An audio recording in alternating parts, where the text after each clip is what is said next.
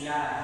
Silbi, before mo mag-conduct of survey, i-double check sa panelists kung align ba ang inyong 1, 2, and 3 sa inyong working title. This time, we'll have the chapter 3. So as a whole, there will be 5 chapters. So doon na lang ko lang mag-discuss uhod. But for the meantime, focus ta sa ito ang chapter 3 mo. Hopefully, atas yung mahumantanan. Kung gamay siya kaano, masayon na siya compare sa chapter 1. Yan, 1 mo ang foundation. Kung hindi compare ang 1, lisod iwason si 2, si 3, then break sa 5. Okay, let's start. So, the title for our chapter 3 is Methods. So, yung methods, saan methods gani? Saan methods? Methods, it means it's the procedure. As researchers, kailangan na before tayo interact sa ang subject or enrolled as respondents, it's very important that we have a very strong plan or na-arrange na tanan before we meet them. So I'm talking about the respondents. Hindi man pwede nga nag-survey na mo, however, wala pa ninyo na-arrange ang inyong chapter 3 kaya just in case during the defense, example, wala tayong nag-pre-oral, then survey mo, pagkabot sa final defense kaya lalahin mag-takes ang ito mga panelists. So kinahanglan, kani siya, i-arrange ka before ta mo decide kung usay paano na to during the survey, after the survey, and then for the next yung mga activities ito sa inyong paper ninyo. So methods na din makitaan kung unsay buhaton na to. Kung sa itong strategy, unsay steps to follow, and so on. First thing first is the research design. So if we talk about research design, it's all about identifying the method or the process or framework on what kind of research are we going to use. So there are two major types of research, quantitative research and then the qualitative research. When the quantitative, we are trying to describe the perceptions of the respondents, or we will be using numbers. That's why sa survey or questionnaire natin mga checklist ito. Itong mga checklist ito, ato siya i-convert into data, most importantly mga numbers, and then itong mga numbers, ato siyang sample based on the given data from the respondents. Ang qualitative, it's based on opinion, based on symbols, or based on signs or the observation of the researcher. Silbi, yung qualitative, it's more on interview. Interview na to sila, mag-record ta, and then ato record siya transcribe, ato siyang buhatan ng film, that is the qualitative study. But in our program, or in our case, in the business administration, uniform na tanan, we'll be using the qualitative research. It means, kamutanan, we will have the survey questionnaire as a tool to gather the data. So dili, sa research design is ato ang i-identify what kind of qualitative research are we going to use. So this is uniform ha, kita tanan, kamutanan, ang inyong gamiton is descriptive correlational research design. So duha na siya. Ang descriptive, it's all about describing, identifying the variables. Let's say, how satisfied you are with the service of one organization. So nata, checklist ta. 1 as the lowest, 5 as the highest. Nata siya yung mga description. Let's say, 5 as highly satisfied, 4 satisfied, 3 neutral, 2 not satisfied, and 1 highly not satisfied. So again, it is descriptive. On the other hand, kani dito si kani si correlation na kani sila, kani si gani mo to si descriptive. Ang correlational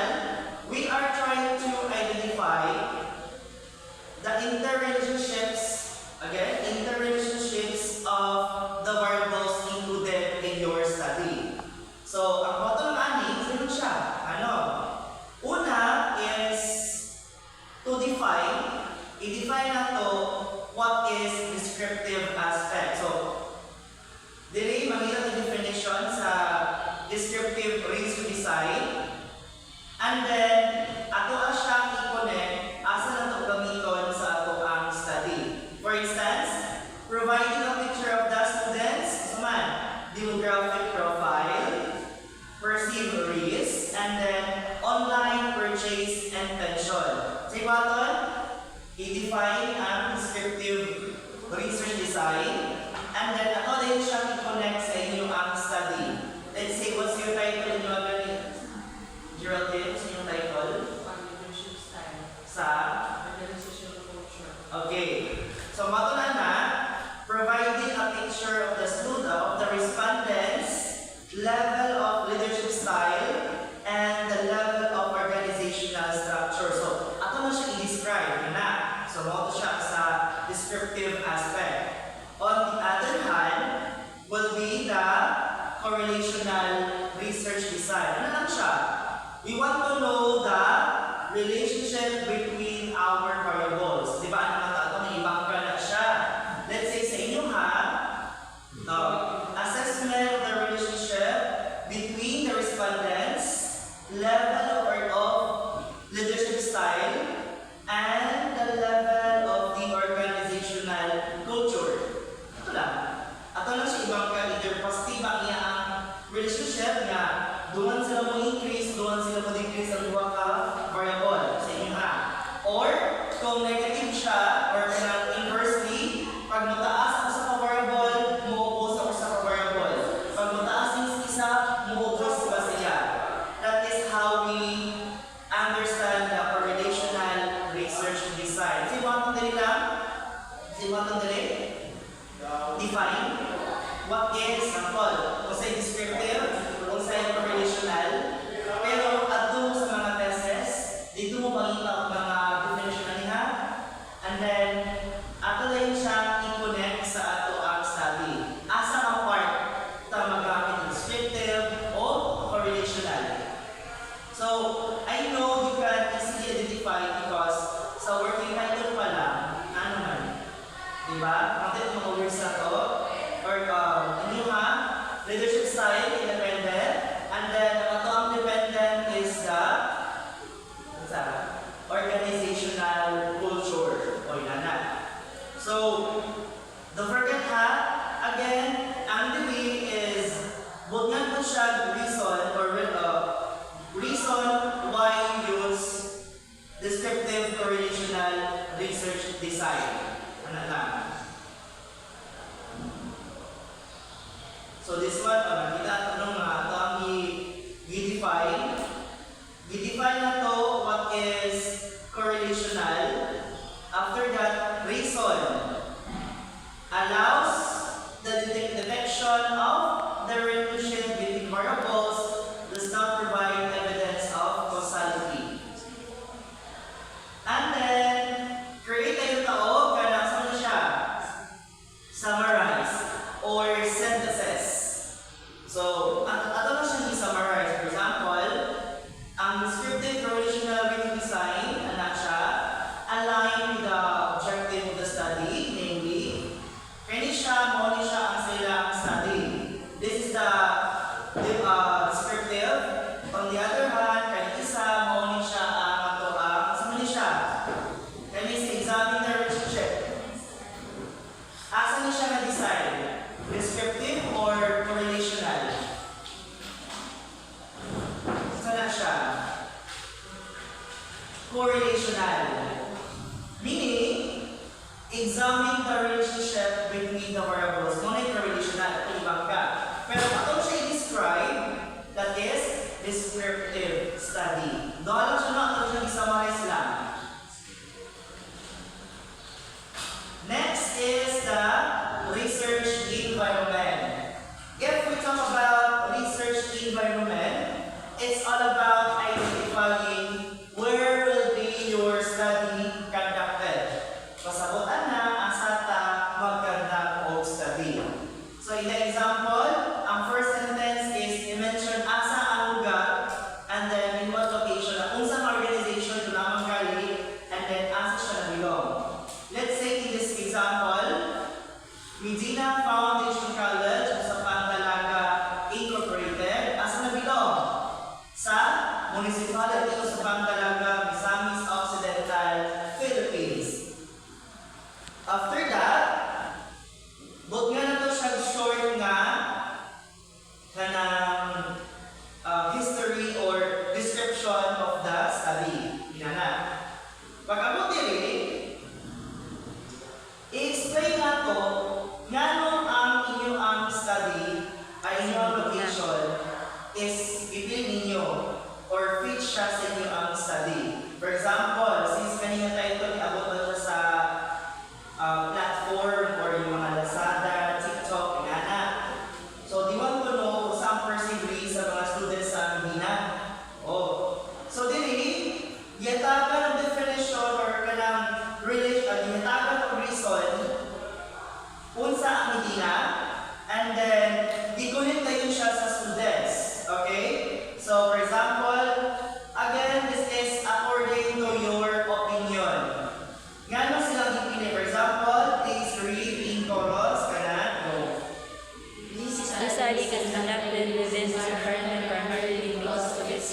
blend of characteristics.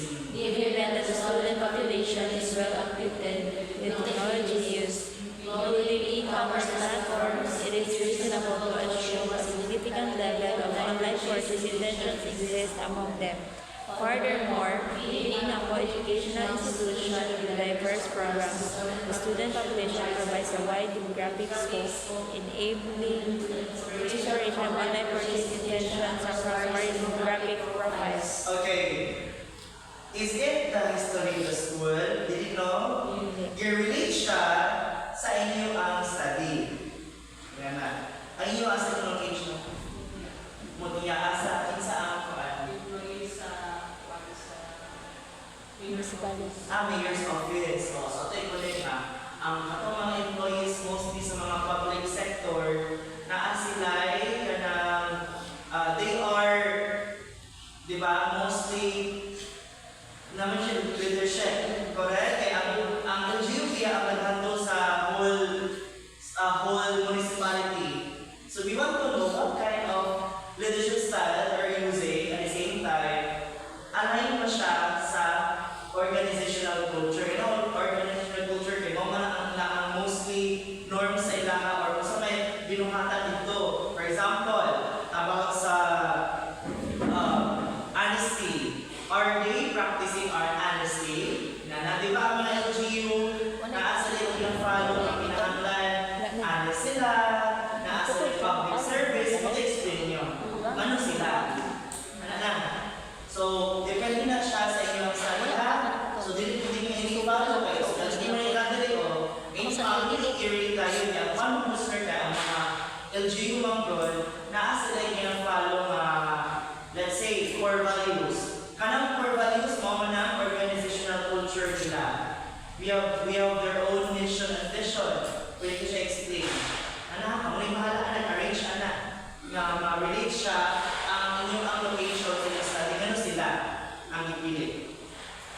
So, again, this is just only the additional information. Pero ako lang siya iikuan para dyan nga masabtan ninyo. Medina Foundation College of Pangalaga Incorporated with its tech-savvy student body, diba? Presents an appropriate and rich environment to study the relationship between perseverance and online purchase and tension.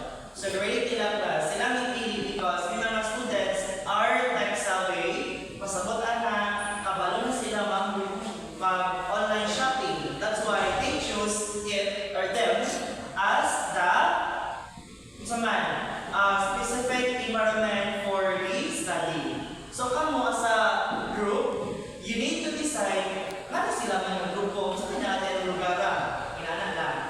So it depends on your explanation. Again, it depends on your explanation. Questions so far? Question? Wala? Sure ba? Basta ito siya. Next, the research environment. Respondents. Dili class, dili makitaan kung kinsa ang ato ang respondents. Okay? Again, dili makitaan kung kinsa ang ato ang respondents. Please read the first sentence. Go. The respondents for this study consisted of 139 students from Medina Foundation College of Mandalagan enrolled in the second semester of the academic year 2021 to 2022. Okay, kinsa mo to ang respondents? Mga 139 students nag-asa. Taga-Medina. When na-enroll? 2021, 2022. Unang first sentence. Ibutan ninyo kinsa ang inyong respondents. But the question is, how do we know nga 139 ang atong students? So, again, dili ta pwede magbuod kung kinsa ang respondents. Even I myself or even you, na atay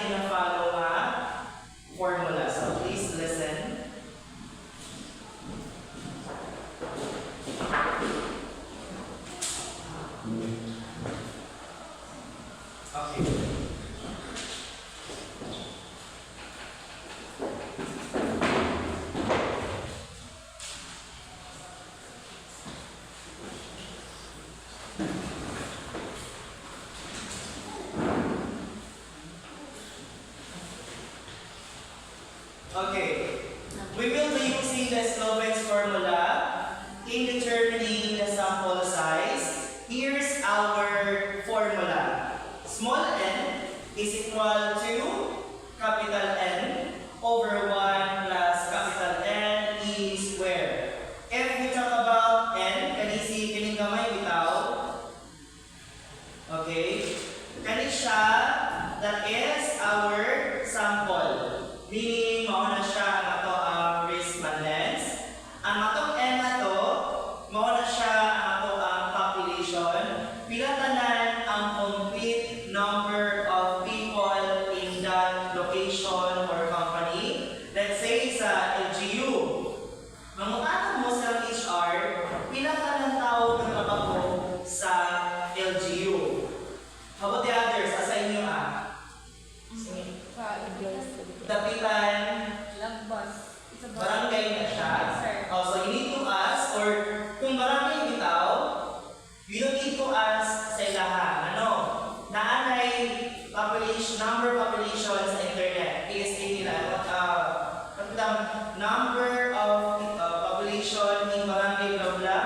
Magawa sa website. So, pwede na.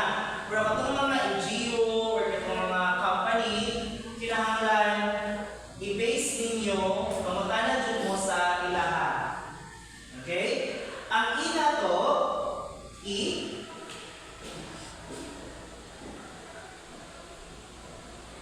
Okay. Ang ina to represents our margin of error.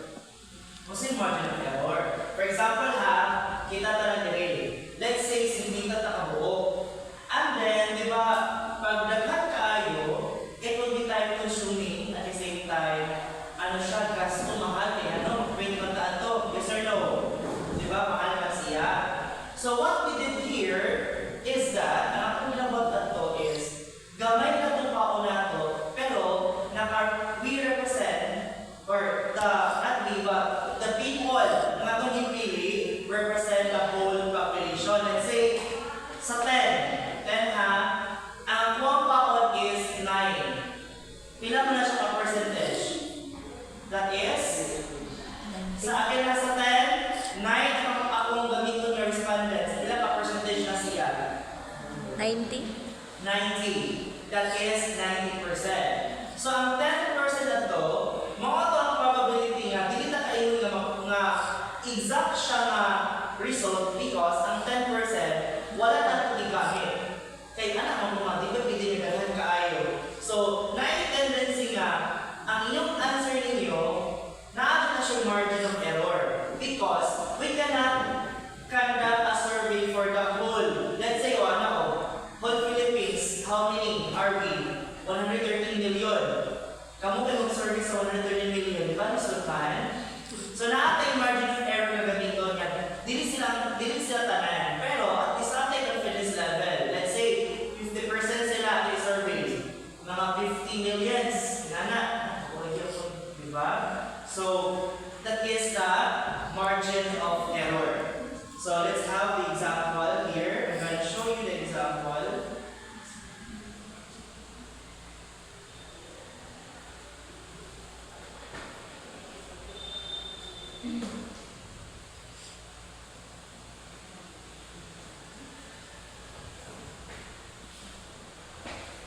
Okay, this one.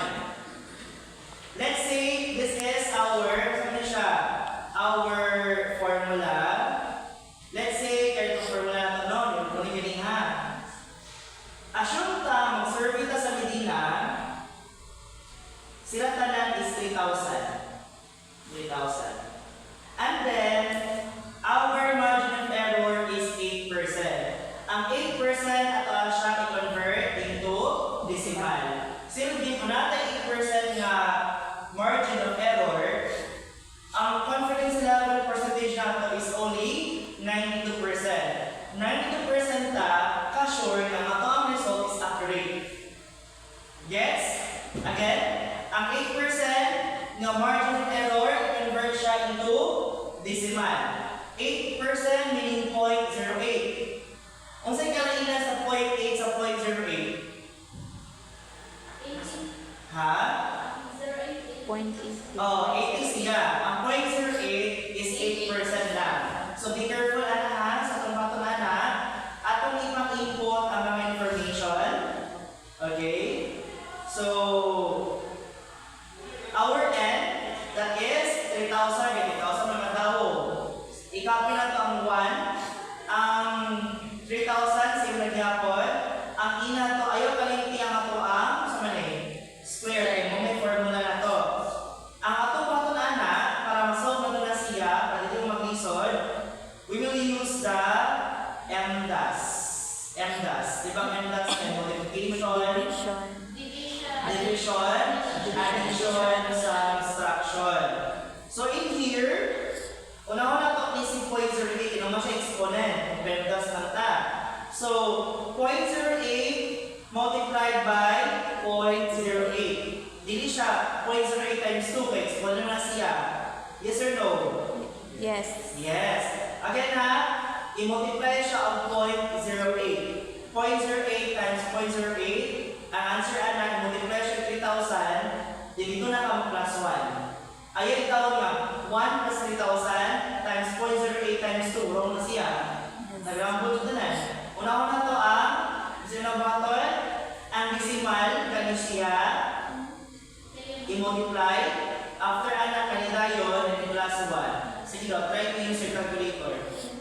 Calculator daw. 0.08 times 0.08. I-try na rin nyo. 0.08 times 0.08 times 6,000 plus 1 0.08 times 3,000 plus 1. plus 1. 20.4. Okay, so 3,000 divided by 20.2. 3,000 divided 20.2. The answer is? 148.5. Okay. Out of 3,000, ang ilaan ng survey is 148.5. So, round off. 148.5 na tao. Round ang off. kapatid lang. Ano siya? Round off. I-round off, so may mo na siya 149. 149. So, asay mo sa'yo, 3,000 or 149? 149. Mas mapasayo ng trabaho kung 149 na inyong ang pilion. Do you understand? Yes. Sure? Sure. Okay, sige daw, let's have activity. Try to solve it sa inyo, Adira. So, and then tell me what's the answer. Okay. Assume